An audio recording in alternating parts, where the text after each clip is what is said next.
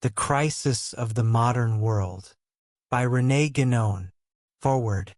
When we wrote East and West a few years ago, we thought we had provided all the useful indications regarding the questions that formed the subject of that book, at least for the time being.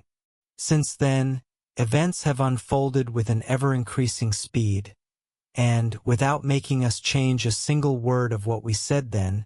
they make certain additional clarifications opportune and lead us to develop points of view upon which we had not initially thought it necessary to insist. These clarifications are all the more necessary since we have seen some of the confusions that we had already endeavored precisely to dispel reassert themselves recently in a rather aggressive form. While carefully refraining from involving ourselves in any polemics, we have thought it best to set things straight once again. There are, in this order, considerations, even elementary ones, that seem so foreign to the vast majority of our contemporaries that, to make them understood, one must not tire of returning to them repeatedly, presenting them under their different aspects, and explaining more completely as circumstances permit,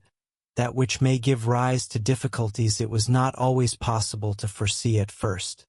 The very title of the present volume requires some explanation, which we must provide first and foremost, so that it may be clearly known how we understand it, and so that there may be no ambiguity in this regard. That one can speak of a crisis of the modern world, taking this word crisis in its most ordinary sense, is something that many no longer doubt, and, in this respect at least, a fairly noticeable change has occurred. Under the very action of events, certain illusions are beginning to dissipate, and we, for our part, can only rejoice at this, for there is here, despite everything, a rather favorable symptom, the sign of a possibility of rectifying the contemporary mentality, something that appears as a faint glimmer in the midst of the present chaos. Thus it is that the belief in indefinite progress, which until recently was still held as a sort of intangible and indisputable dogma, is no longer so generally admitted. Some foresee more or less vaguely, more or less confusedly, that Western civilization, instead of continually developing in the same direction, might well reach a standstill one day, or even sink entirely into some cataclysm. Perhaps these people do not clearly see where the danger lies, and the chimerical or childish fears they sometimes display sufficiently prove the persistence of many errors in their minds. But after all, it is already something that they realize there is a danger, even if they feel it more than they truly understand it, and that they manage to conceive that this civilization of which the moderns are so infatuated does not occupy a privileged place in the history of the world, that it may meet the same fate as so many others that have already disappeared in more or less distant epochs, some of which have left behind only minuscule traces, scarcely perceptible or barely recognizable vestiges. Therefore, if one says that the modern world is undergoing a crisis, what is most usually meant by this is that it has reached a critical point, or, in other words, that a more or less profound transformation is imminent, that a change of orientation will inevitably have to occur in the short term, willingly or by force, in a more or less abrupt manner, with or without a catastrophe. This meaning is perfectly legitimate and corresponds well to a part of what we ourselves think, but to a part only. For us, and taking a more general point of view, it is the whole modern epoch in its entirety that represents a period of crisis for the world. Moreover, it seems that we are approaching the denouement, and this is what makes more apparent today than ever the abnormal character of this state of affairs which has lasted for a few centuries,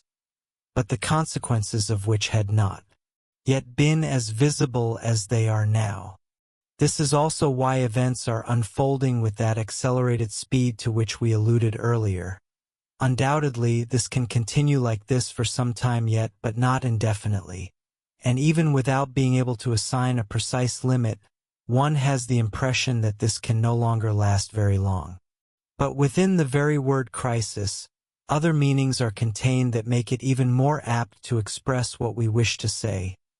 Its etymology, indeed, which is often lost sight of in current usage, but to which it is proper to refer,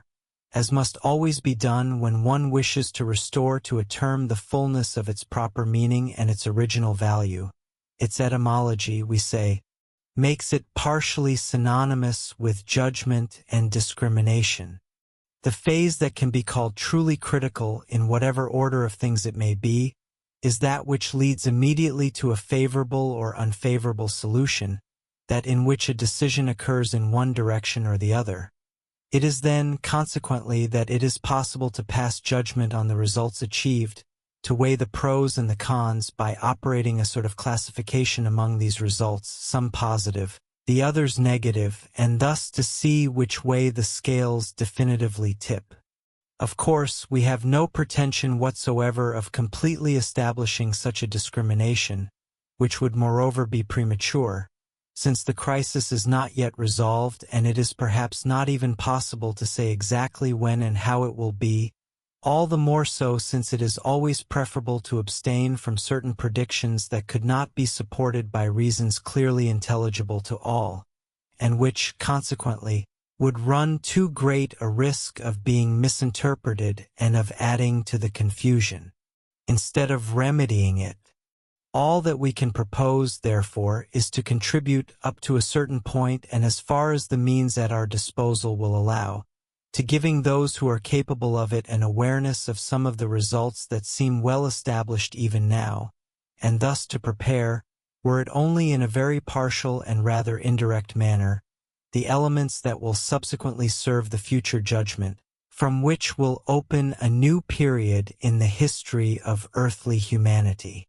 Some of the expressions we have just used will undoubtedly evoke, in the minds of certain people, the idea of what is called the Last Judgment, and, truth be told, this will not be wrong, whether it be understood literally or symbolically or in both ways at once, for they in no way exclude each other in reality. Matters little here, and this is neither the place nor the time to explain ourselves entirely on this point. In any case, this weighing of the pros and cons, this discrimination of positive and negative results of which we were just speaking, can certainly bring to mind the division of the elect and the damned into two groups immutably fixed from then on. Even if this is but an analogy, it must be recognized that it is at least a valid and well-founded analogy, in conformity with the very nature of things, and this calls for still further explanation. It is certainly no accident that so many minds today are haunted by the idea of the end of the world. This may be regretted in certain respects, because the extravagances to which this misunderstood idea gives rise, the messianic ravings that are its consequence in various circles, and all these manifestations stemming from the mental imbalance of our time, only further aggravate this same imbalance to an extent that is not absolutely negligible. But ultimately, it is nonetheless certain that there is a fact here that we cannot afford to ignore. The most convenient attitude, when observing things of this sort, is assuredly that which consists in dismissing them purely and simply without further examination, treating them as errors or unimportant reveries. We believe, however, that even if they are indeed errors, it is better, while denouncing them as such, to seek the reasons that provoked them and the portion of more or less distorted truth that may nevertheless be contained within them. For since error ultimately possesses only a purely negative mode of existence, absolute error cannot be found anywhere and is merely a meaningless word. If one considers things in this manner, it is easily perceived that this preoccupation with the end of the world is closely linked to the state of general malaise in which we presently live. The obscure presentiment of something that is indeed drawing to a close, acting unchecked upon certain imaginations, quite naturally produces in them disordered, and most often grossly materialized, representations, which in turn manifest outwardly as the extravagances to which we have just alluded. This explanation, moreover, is no excuse for them, or at least, if one can excuse those who fall involuntarily into error because they are predisposed to it by a mental state for which they are not responsible, this could never be a reason for excusing the error itself. As for ourselves, we can surely not be reproached for excessive indulgence toward the pseudo-religious manifestations of the contemporary world, nor toward any modern errors in general. We even know that some might rather be tempted to direct the opposite reproach at us, and perhaps what we say here will make them better understand how we view these things, striving as we always do to position ourselves solely at the viewpoint that matters to us, that of impartial and disinterested truth. This is not all, a merely psychological explanation of the idea of the end of the world and its current manifestations, however accurate it may be on its own level, cannot be regarded by us as entirely sufficient. To stop there would be to let oneself be influenced by one of those modern illusions against which we expressly protest on every occasion. Some, we said, confusedly sense the imminent end of something whose nature and scope they cannot exactly define. It must be admitted that they possess a very real perception here, albeit vague and subject to false interpretations or imaginative distortions. For whatever this end may be, the crisis that must inevitably lead to it is apparent enough, and a multitude of unequivocal and easily observable signs all concordantly point to the same conclusion. This end is doubtless not the end of the world in the total sense that some would like to understand it, but it is at the very least the end of a world. And if what must end is Western civilization in its current form, it is understandable that those who have grown accustomed to seeing nothing outside of it, to considering it as civilization without an epithet, easily believe that everything will end with it, and that, if it should disappear, it will truly be the end of the world. We will therefore say, in order to reduce things to their proper proportions, that it certainly seems we are genuinely approaching the end of a world. That is to say, the end of an epoch or of a historical cycle, which may moreover correspond to a cosmic cycle, in accordance with what all traditional doctrines teach in this regard. There have already been many events of this kind in the past, and there will doubtless be others in the future. Events of unequal importance, moreover, depending on whether they conclude more or less extended periods and whether they concern the entirety of terrestrial humanity or only one or another of its portions, a specific race or people. It is to be supposed, in the present state of the world, that the impending change will have a very general scope, and that, whatever form it may assume, and we have no intention of trying to define it, it will more or less affect the entire earth. In any case, the laws governing such events are analogically applicable at all degrees. Therefore, what is said regarding the end of the world in as complete a sense as it is possible to conceive, and which moreover usually refers only to the terrestrial world, remains true, all due proportions being kept, when it is simply a matter of the end of any world understood in a much more restricted sense. These preliminary observations will greatly assist in understanding the considerations that will follow. We have already had occasion, in other works, to allude quite often to cyclic laws.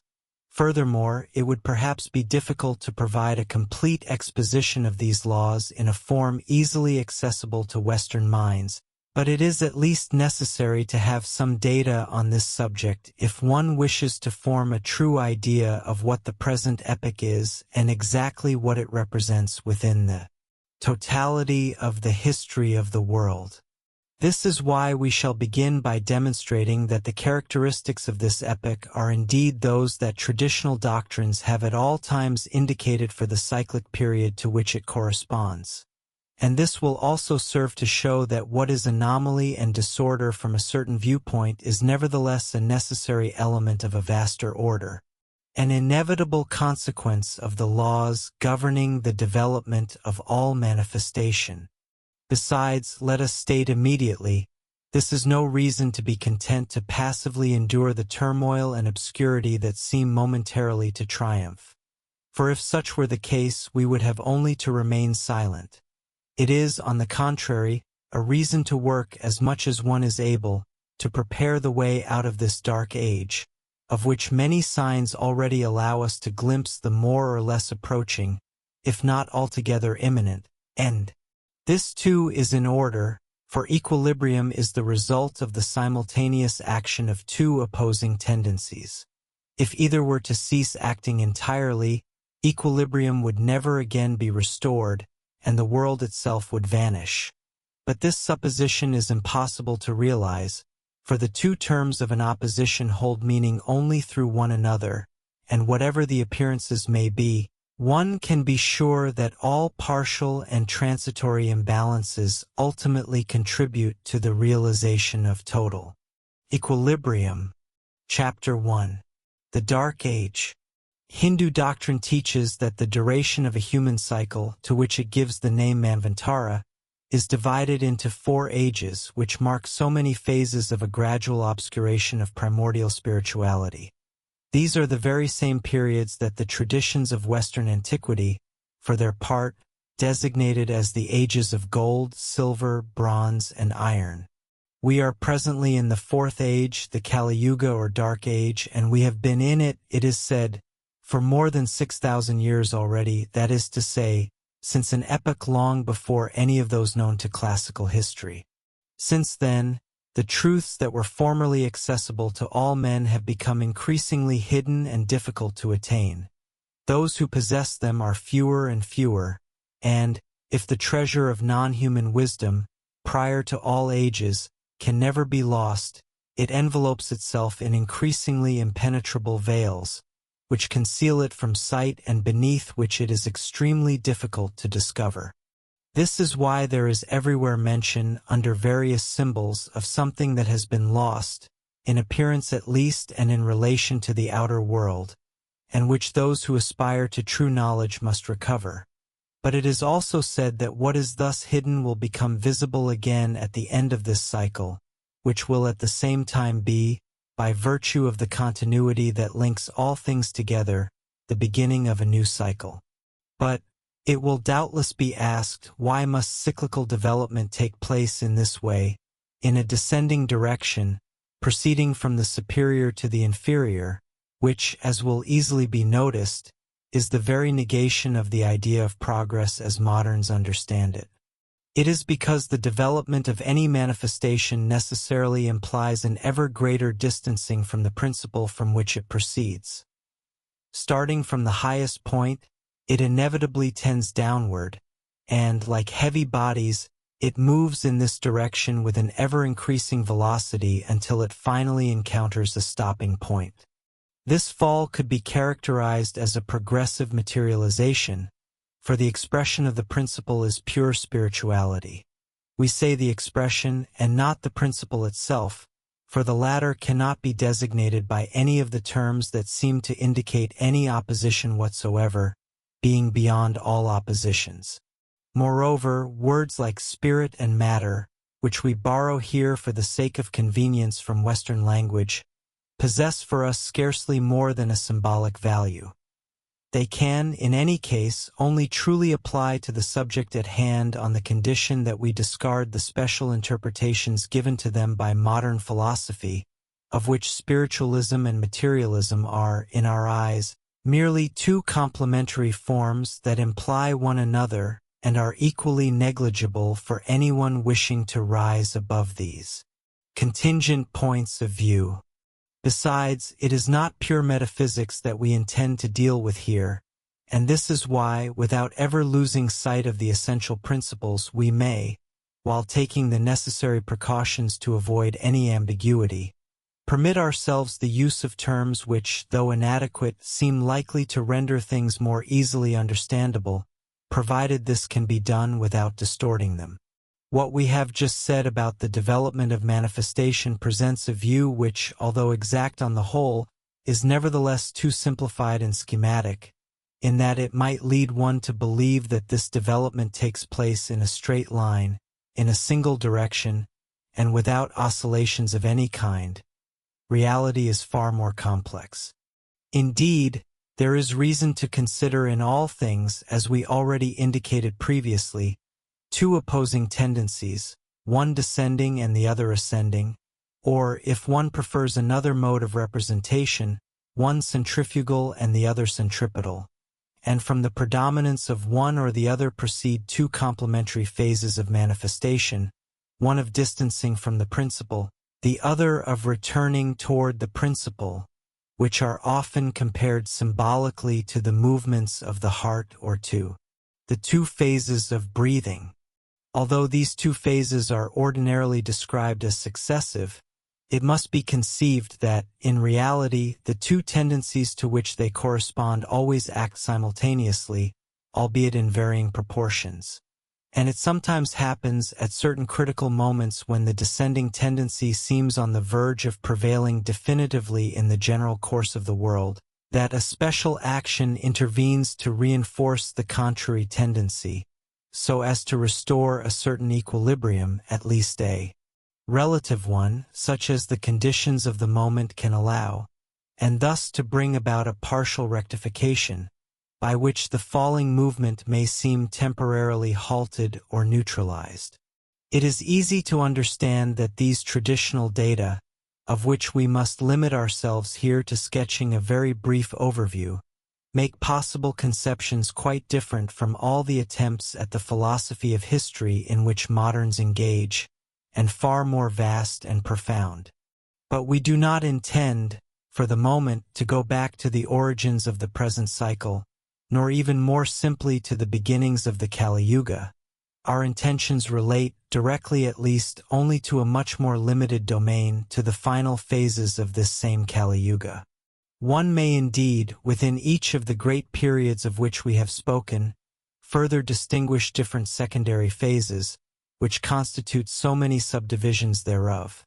And each part being in some way analogous to the whole, these subdivisions reproduce, so to speak, on a smaller scale, the general course of the great cycle into which they are integrated. But here again, a complete investigation into the modalities of applying this law to various particular cases would draw us well beyond the framework we have established for this study. We shall only mention, to conclude these preliminary considerations, some of the last particularly critical epochs that humanity has passed through, those that fall into the period customarily called historical, because it is effectively the only one that is truly accessible to ordinary or profane history, and this will lead us quite naturally to what must form the proper object of our study, since the last of these critical epochs is none other than the one that constitutes what are called modern times. There is a rather strange fact which seems never to have been noticed as it deserves to be. It is that the properly historical period, in the sense we have just indicated, goes back exactly to the 6th century before the Christian era, as if there existed at that point in time a barrier that cannot be crossed using the means of investigation available to ordinary researchers. From that epoch onward, indeed, a fairly precise and well-established chronology is available everywhere. For everything prior, on the contrary, one generally obtains only a very vague approximation, and the dates proposed for the same events often vary by several centuries. Even for countries where there are more than mere scattered vestiges, such as Egypt for example, this is very striking.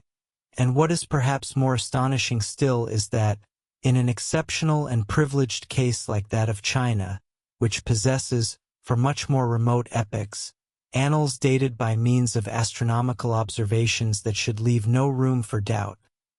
moderns nonetheless label these epochs as legendary, as if this were a domain in which they recognize no right to any certainty and where they forbid themselves from obtaining it.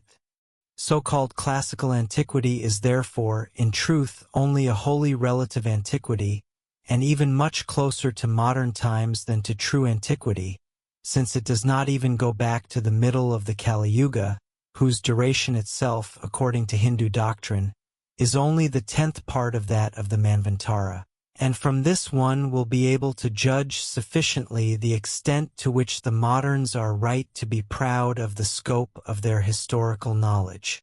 All this, they would doubtless reply once again to justify themselves, consists merely of legendary periods, and that is why they consider they need not take them into account. But this reply is precisely nothing but the admission of their ignorance, and of an incomprehension which alone can explain their disdain for tradition. The specifically modern spirit, indeed, as we shall show further on, is nothing other than the anti-traditional spirit. In the 6th century before the Christian era, whatever the cause may have been, considerable changes occurred among almost all peoples. Moreover, these changes presented different characteristics according to the country. In certain cases, it was a readaptation of the tradition to conditions other than those that had existed previously, a readaptation accomplished in a strictly orthodox sense. This is notably what took place in China, where the doctrine, originally constituted as a single whole, was then divided into two clearly distinct parts. Taoism, reserved for an elite, and comprising pure metaphysics and the traditional sciences of a strictly speculative order, and Confucianism, common to all without distinction and having for its domain practical and principally social applications. Among the Persians, it seems there was also a readaptation of Mazdaism, for this epoch was that of the last Zoroaster. In India, this period saw the birth of Buddhism, which, whatever its original character might have been moreover, was to culminate, on the contrary, at least in certain of its branches, in a revolt against the traditional spirit, going as far as the negation of all authority, up to a veritable anarchy, in the etymological sense of an absence of principle in both the intellectual and social orders. What is rather curious is that one finds in India no monument dating back beyond this epoch, and the Orientalists, who wish to make everything begin with Buddhism, the importance of which they singularly exaggerate, have attempted to turn this observation to the advantage of their thesis. The explanation of the fact is, however, quite simple.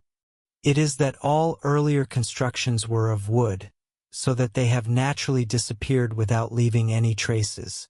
But what is true is that such a change in the mode of construction necessarily corresponds to a profound modification in the general conditions of existence of the people among whom it occurred. Moving closer to the west, we see that the same epoch was, for the Jews, that of the Babylonian captivity. And what is perhaps one of the most astonishing facts to be noted is that a short period of 70 years was sufficient to make them lose even their writing, since they subsequently had to reconstruct the sacred books with characters entirely different from those which had been in use until then. One could cite still many other events relating to approximately the same date. We will merely note that for Rome this was the beginning of the strictly historical period, succeeding the legendary epoch of the kings, and that it is also known, albeit in a somewhat vague manner, that there were then important movements among the Celtic peoples. But, without insisting further upon this, we will come to what concerns Greece. There too, the 6th century was the starting point of so-called classical civilization, the only one to which the moderns recognize a historical character, and all that precedes it is sufficiently poorly known to be treated as legendary,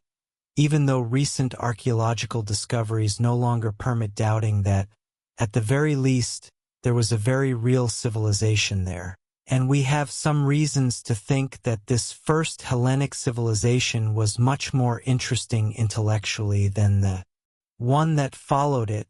and that their relationship is not without offering some analogy with the relationship that exists between the Europe of the Middle Ages and modern Europe.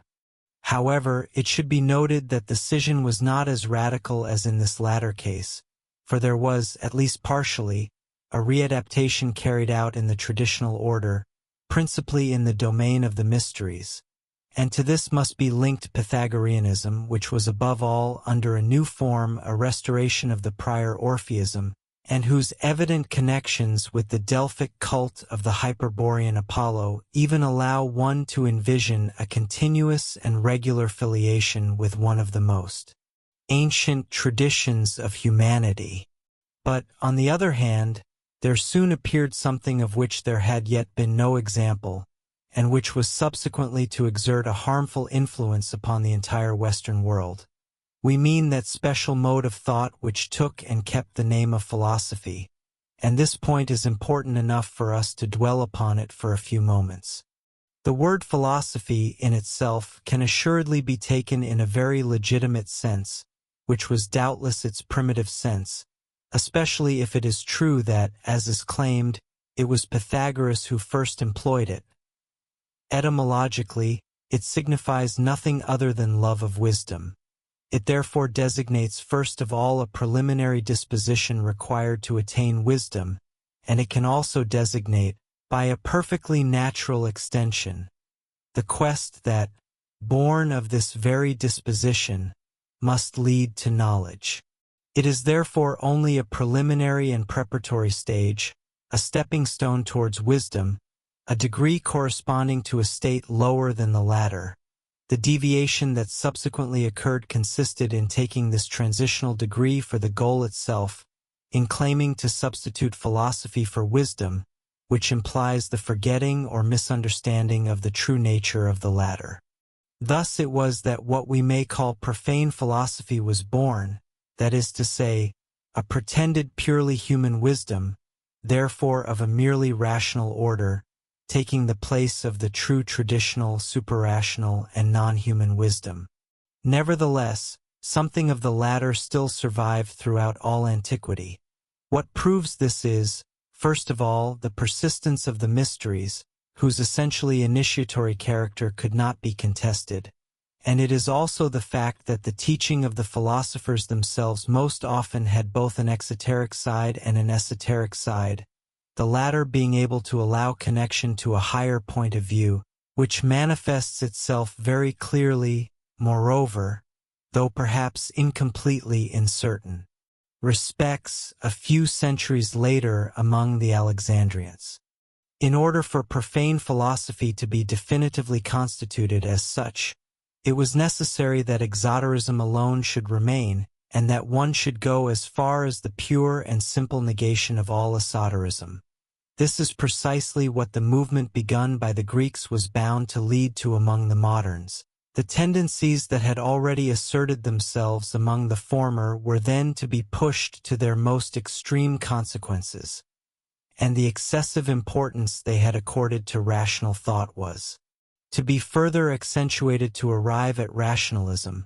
a specifically modern attitude which consists no longer simply in ignoring, but in expressly denying all that is of a superrational order. But let us not anticipate further, for we shall have to return to these consequences and see their development in another part of our exposition. In what has just been said,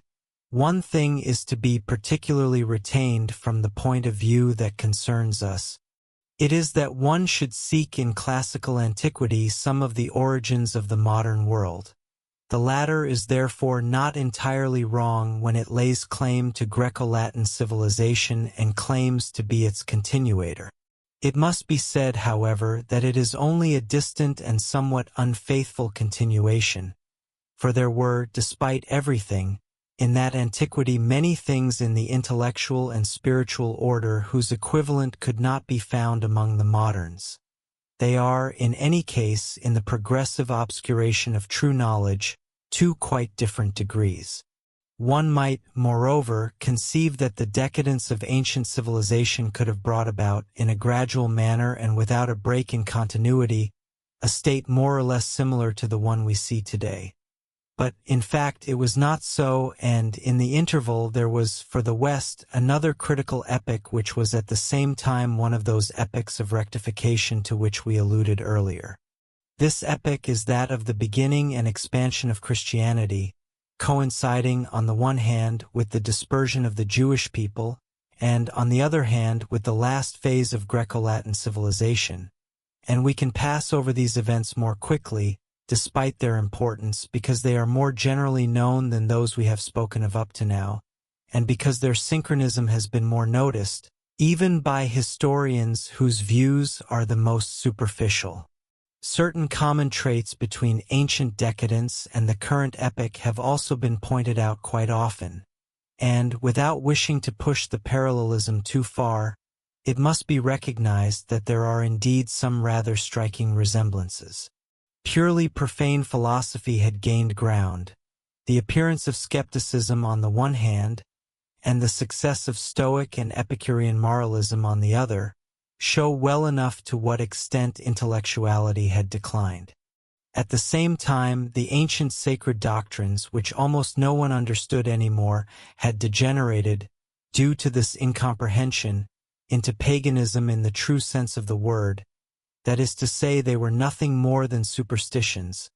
things which, having lost their profound meaning, outlive themselves through entirely exterior manifestations. There were attempts at a reaction against this decline. Hellenism itself tried to revitalize itself with the help of elements borrowed from Oriental doctrines with which it could find itself in contact. But this was no longer sufficient. Greco-Latin civilization was bound to come to an end, and the rectification had to come from elsewhere and operate under a completely different form. It was Christianity that accomplished this transformation, and, let us note in passing, the comparison that can be established in certain respects between that time and ours is perhaps one of the determining elements of the disordered messianism that is currently coming to light. After the troubled period of the barbarian invasions, necessary to complete the destruction of the old state of affairs, a normal order was restored for a duration of a few centuries. This was the Middle Ages, so misunderstood by the moderns who are incapable of understanding its intellectuality, and to whom this epoch certainly appears much more foreign and distant than classical antiquity. The true Middle Ages, for us, extends from the reign of Charlemagne to the beginning of the 14th century. At this latter date begins a new decadence which, through various stages, will go on accentuating itself down to our time. Therein lies the true starting point of the modern crisis. It is the beginning of the disintegration of Christendom, with which the Western civilization of the Middle Ages essentially identified itself. It is, at the same time as the end of the feudal regime which was quite closely tied to this same Christendom, the origin of the constitution of nationalities. The modern epoch must therefore be traced back nearly 2 centuries earlier than is usually done. The Renaissance and the Reformation are above all resultants, and they were made possible only by the prior decadence. But far from being a rectification, they marked a much deeper fall because they consummated the definitive rupture with the traditional spirit, the one in the domain of the sciences and arts, the other in the religious domain itself, which was nonetheless the one where such a rupture might have seemed most difficult to conceive. What is called the Renaissance was in reality, as we have already said on other occasions, the death of many things. Under the pretext of returning to Greco-Roman civilization, only its most outward aspects were taken from it, because that alone had been able to be clearly expressed in written texts. And this incomplete restitution could, moreover, have only a highly artificial character, since it concerned forms that, for centuries, had ceased to live their true life. As for the traditional sciences of the Middle Ages, after having still had some last manifestations around that epoch, they disappeared as totally as those of distant civilizations that were once annihilated by some cataclysm. And, this time, nothing was to come and replace them. From then on, there was nothing but profane philosophy and science, that is to say, the negation of true intellectuality, the limitation of knowledge to the lowest order, the empirical and analytical study of facts that are not attached to any principle, the dispersion into an indefinite multitude of insignificant details, the accumulation of baseless hypotheses, which incessantly destroy one another, and of fragmentary views that can lead to nothing, except to those practical applications which constitute the sole effective superiority of modern civilization. An unenviable superiority, moreover, and one which, by developing itself to the point of stifling all other preoccupations,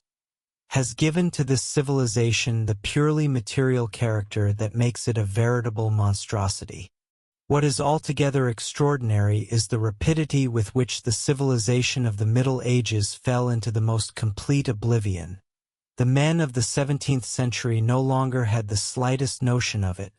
and the monuments that remained of it no longer represented anything in their eyes, neither in the intellectual order, nor even in the aesthetic order. One can judge from this how much the mentality had changed in the interval. We shall not undertake to seek out here the certainly very complex factors that contributed to this change, which was so radical that it seems difficult to admit it could have operated spontaneously, and without the intervention of a directing will whose exact nature necessarily remains rather enigmatic.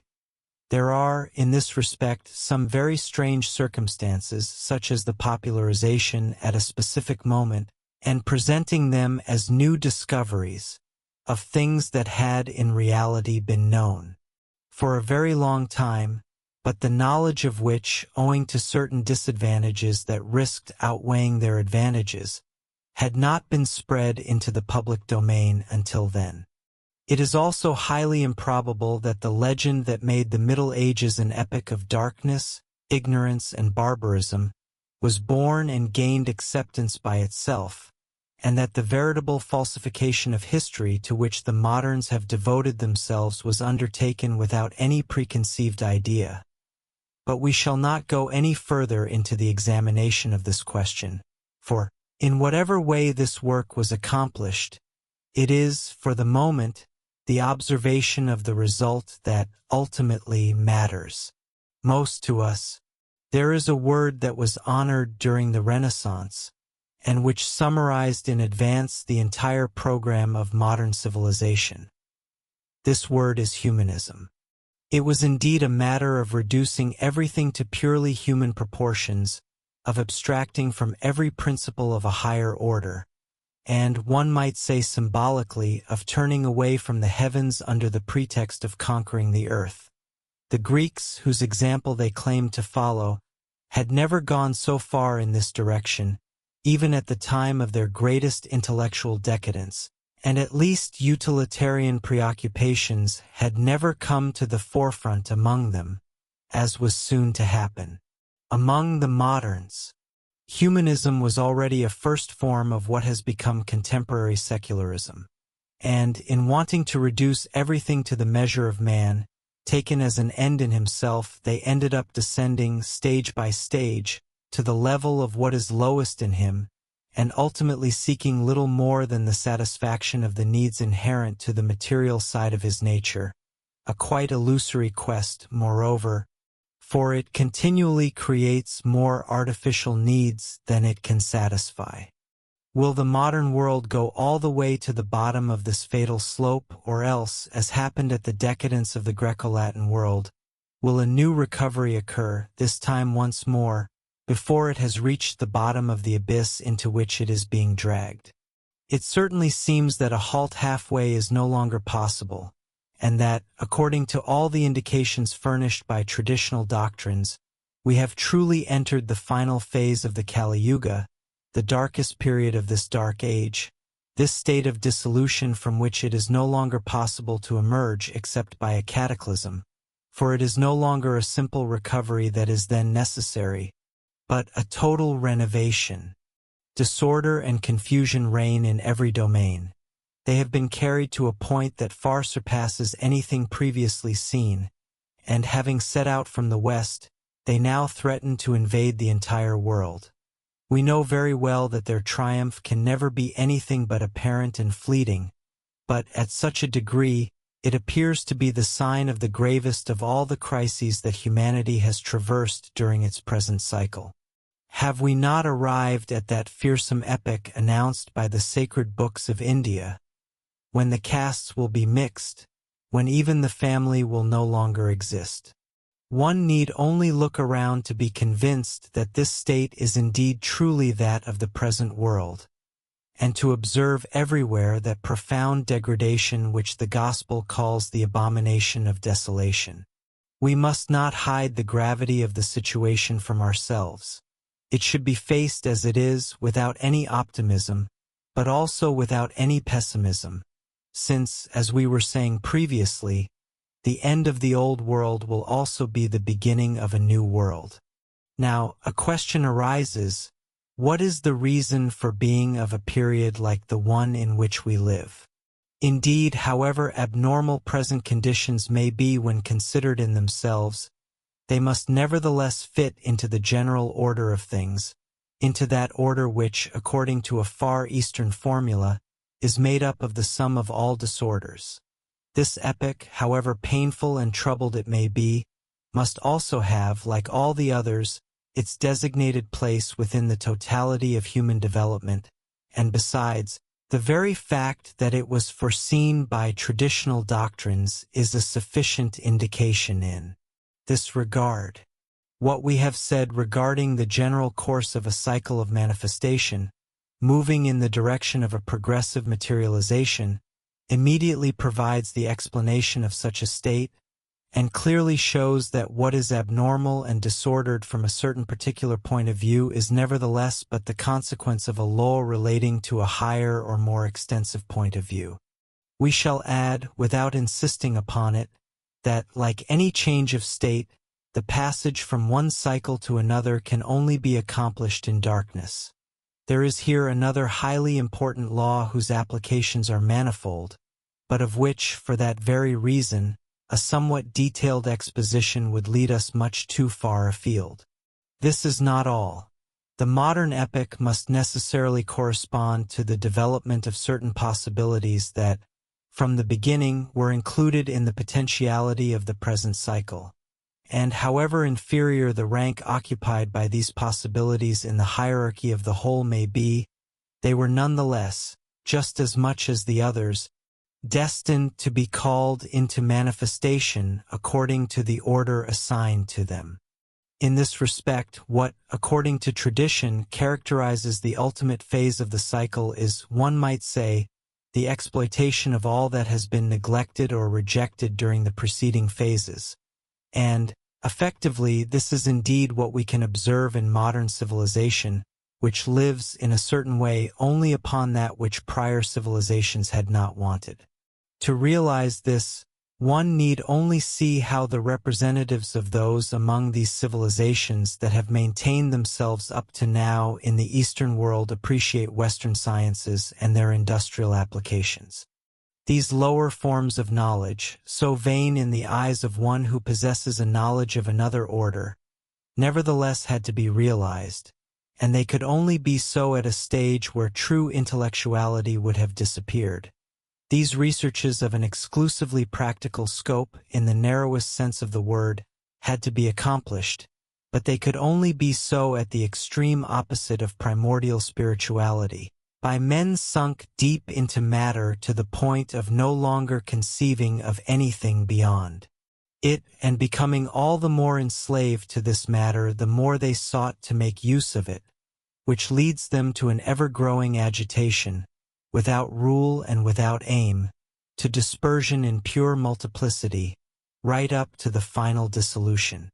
Such is, sketched in its broad outlines and reduced to its essentials, the true explanation of the modern world.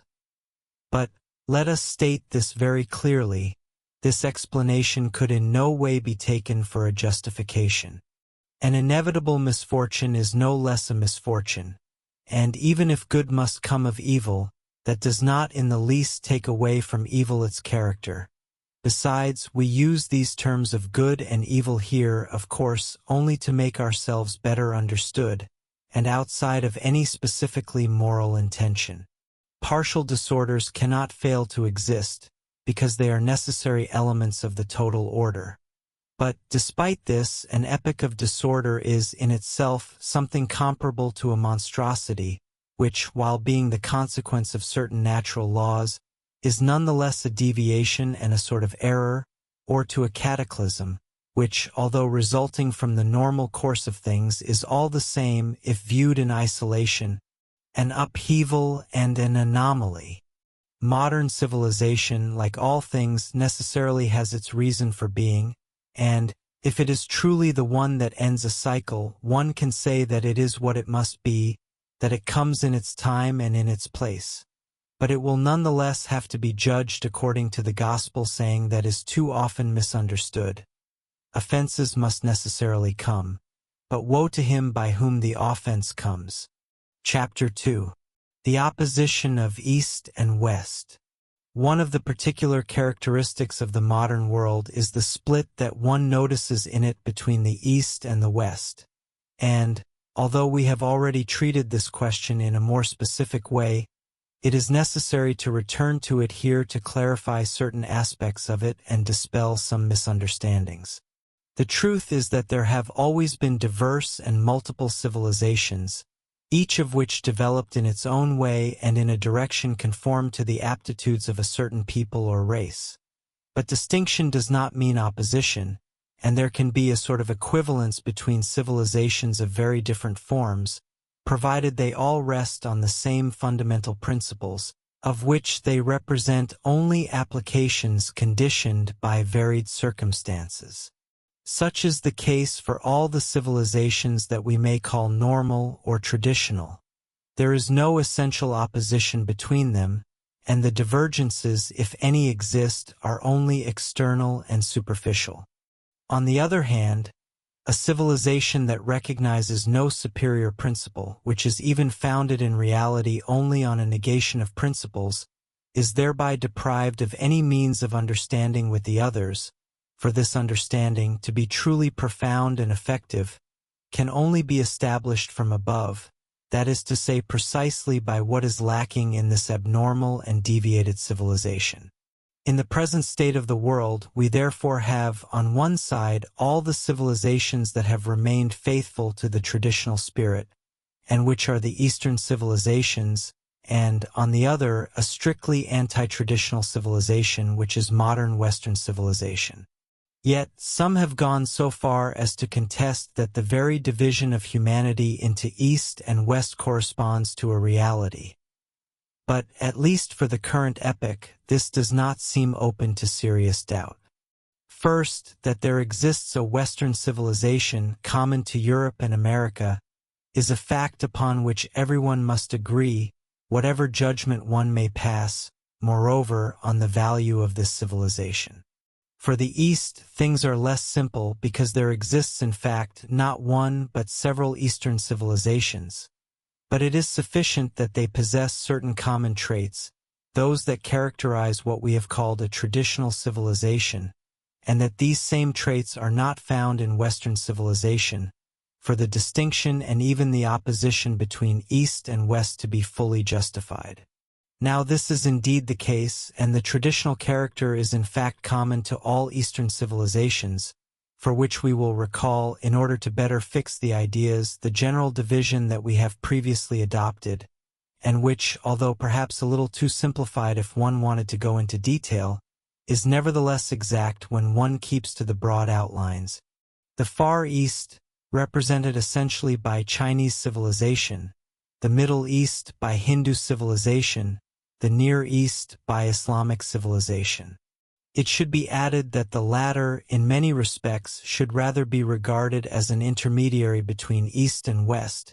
and that many of its characteristics actually bring it closer above all to what Western civilization was in the Middle Ages. But, if one considers it in relation to the modern West, one must recognize that it is opposed to it in the same way as the strictly Eastern civilizations, with which it must therefore be associated from this point of view. This is what it is essential to insist upon. The opposition between East and West had no reason for being when there were also traditional civilizations in the West. It therefore only has meaning if it is specifically a question of the modern West, for this opposition is much more that of two spirits than that of two more or less clearly defined geographical entities. In certain epochs, of which the closest to us is the Middle Ages, the Western spirit strongly resembled, in its most important aspects, what the Eastern spirit still is today, much more than what it has itself become in modern times. Western civilization was then comparable to the Eastern civilizations, in the same way that these are comparable among themselves. There has occurred, during the course of the last few centuries, a considerable change, much more grave than all the deviations that could have manifested themselves previously in epochs of decadence, since it goes even so far as a veritable reversal in the direction given to human activity, and it is exclusively in the Western world that this change originated. Consequently, when we say Western spirit referring to what presently exists, what must be understood by that is nothing other than the modern spirit. And, as the other spirit has maintained itself only in the East, we can, always in relation to current conditions, call it the Eastern spirit. These two terms, in short, express nothing other than a factual situation. And, if it appears quite clearly that one of the two spirits present is indeed Western, because its appearance belongs to recent history, we intend to prejudge nothing regarding the provenance of the other, which was formerly common to East and West, and whose origin, truth be told, must merge with that of humanity itself, since this is the spirit that one could qualify as normal, if only because it has inspired all the civilizations that we know more or less completely, with the exception of a single one, which is modern Western civilization. Some, who had undoubtedly not taken the trouble to read our books, have seen fit to reproach us for having said that all traditional doctrines had an Eastern origin, that Western antiquity itself, in all epochs, had always received its traditions from the East. We have never written anything of the sort, nor even anything that could suggest such an opinion, for the simple reason that we know very well that it is false. Indeed, it is precisely the traditional data that clearly oppose an assertion of this kind. One finds everywhere the formal affirmation that the primordial tradition of the current cycle came from the Hyperborean regions. There were subsequently several secondary currents, corresponding to diverse periods, and of which one of the most important, at least among those whose vestiges are still discernible, undeniably went from west to east. But all this relates to very distant epochs, to those commonly called prehistoric, and that is not what we have in view. What we are saying is, first of all, that for a very long time already the repository of the primordial tradition has been transferred to the East, and that it is there that the doctrinal forms which have issued most directly from it are now to be found. Secondly, that in the present state of things, the true traditional spirit, with all that it implies, no longer has any authentic representatives except in the East. To complete this clarification, we must also explain ourselves, at least briefly, regarding certain ideas about the restoration of a Western tradition that have come to light in various contemporary circles. The only interest they present, fundamentally, is to show that a few minds are no longer satisfied with modern negation, that they feel the need for something other than what our epoch offers them, and that they glimpse the possibility of a return to tradition, in one form or another, as the sole means of emerging from the present crisis. Unfortunately, traditionalism is by no means the same thing as the true traditional spirit. It can be, and in fact very often is, merely a simple tendency, a more or less vague aspiration, which presupposes no real knowledge. And in the mental disarray of our time, this aspiration provokes above all, it must be said, fanciful and chimerical conceptions, devoid of any serious foundation. Finding no authentic tradition upon which one might lean, some go so far as to imagine pseudo-traditions that have never existed, and which lack principles just as much as that which they are intended to replace. All modern disorder is reflected in these constructions, and whatever the intentions of their authors may be, the sole result they achieve is to add a new contribution to the general disequilibrium. We will mention only for the record, in this genre, the supposed Western tradition fabricated by certain occultists using the most disparate elements, and destined above all to compete with a no less imaginary Eastern tradition, that of the Theosophists. We have spoken enough of these things elsewhere, and we prefer to proceed immediately to the examination of a few other theories that may seem more worthy of attention, because one finds in them at least the desire to appeal to traditions that have had an actual existence. We were alluding just now to the traditional current coming from the western regions. The accounts of the ancients regarding Atlantis indicate its origin. After the disappearance. Do you want access to this and all the complete audiobooks on the channel, plus the ebook version? Click the link in the description or scan the QR code in the left corner of the screen to access our library, where you can listen to your favorite esoteric books without ad interruptions, lock your screen, or use other apps while the narration plays, and even download the ebook version to follow along as you listen. Listen on your computer via web browser, or download the app from the Play Store. After subscribing, you will receive an email with your login details, password, and step-by-step instructions on how to access the books through the Hotmart app.